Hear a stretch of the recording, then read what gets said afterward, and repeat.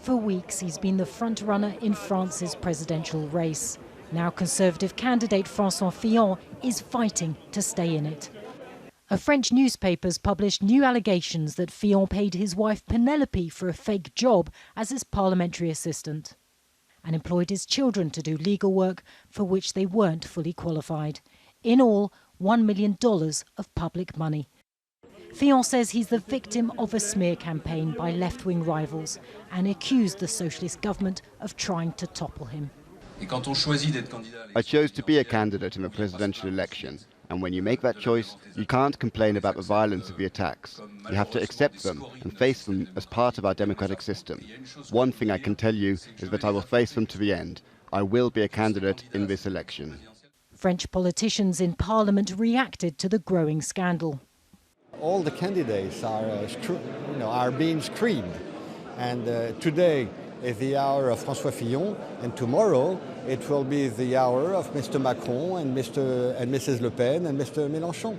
This is the way the campaign are evolving today.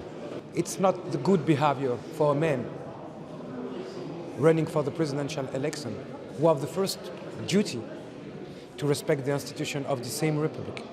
French investigators are looking into the case. Fillon says he will clear his name, but the scandal is already taking its toll on his image as an honest politician. Opinion polls suggest his popularity is plummeting, and there's already talk of him stepping down. It just seems like if, let's say, the polls, for example, continue to show that he can't even make it to the second round anymore, his party might just decide that maybe even if this is very close to the presidential election, it might be a better bet to try and put somebody else up. Far-right leader Marine Le Pen is also battling for her reputation.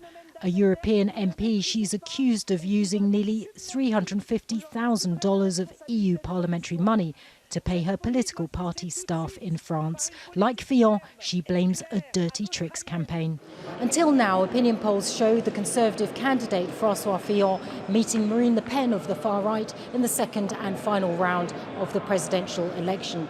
But with the allegations of the misuse of public funds hanging over both of them, their chances could be diminished, and that could mean the race for the Élysée could open up. Emmanuel Macron quit the government last year to form his own independent party. Young and relatively inexperienced, few people thought he could defeat France's main parties. But his popularity is rising, and so are his chances of winning. Natacha, Butler, Al Jazeera, Paris.